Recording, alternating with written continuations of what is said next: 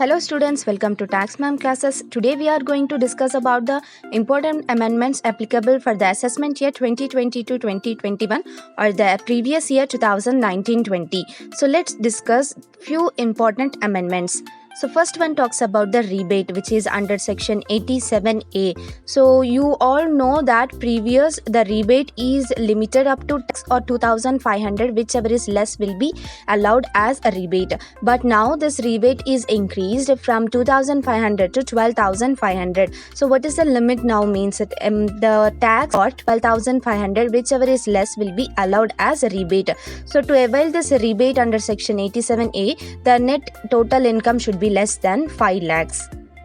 So next amendment is from income from salary. Section 16 talks about standard deduction.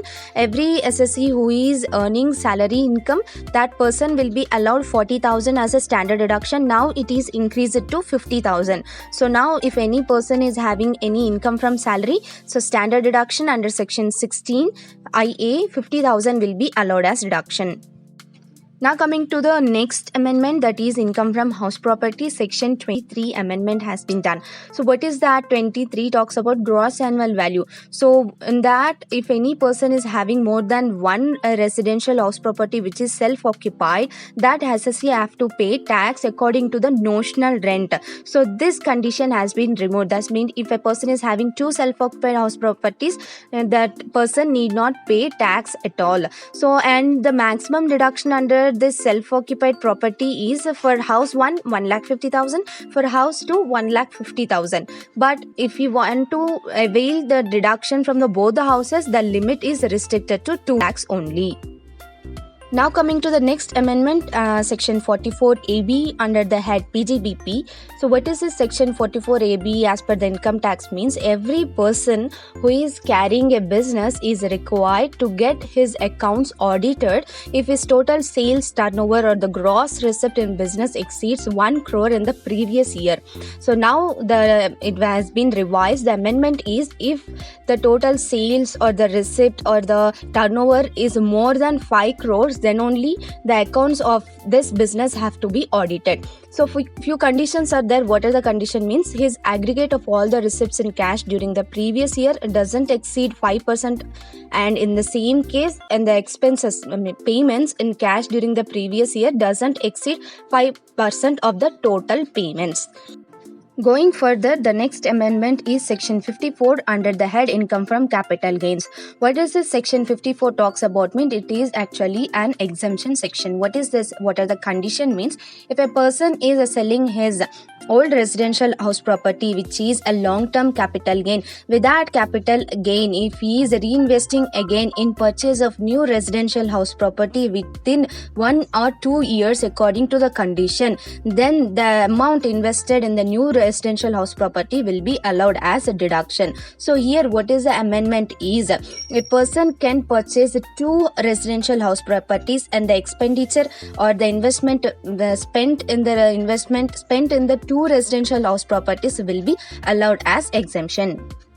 The next amendment is section 80 EEA, which talks about deduction for the interest paid on home loan.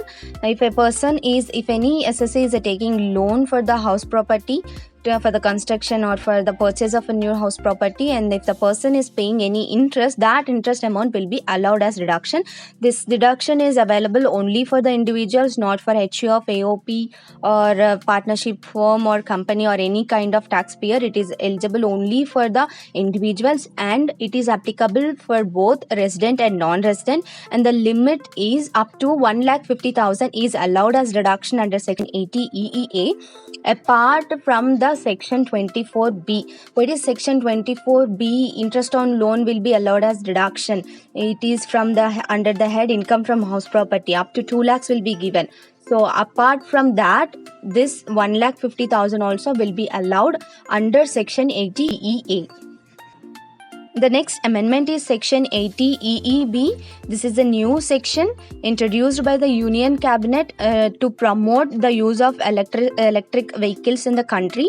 So if any SSA is taken loan to purchase any electric vehicle, and on that loan if SSA is paying interest amount, that interest amount will be allowed as deduction. The limit is up to 1,50,000 will be allowed.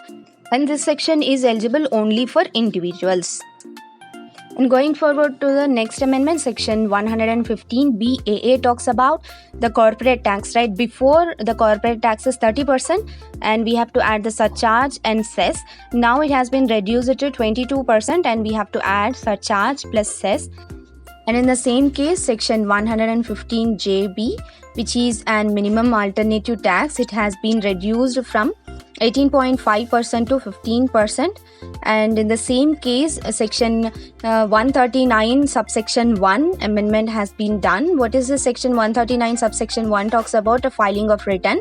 In few cases, the filing of return is made mandatory, whereas expenses of a foreign traveling is exceeding 2 lakhs, electricity bill is exceeding 1 lakh, amount deposited in current account with bank or cooperative bank is exceeding 1 crore, and where an SSE is claiming exemption under section 54, 54B, 54D, 54EC, 54F, 54G, 54GA and 54GB.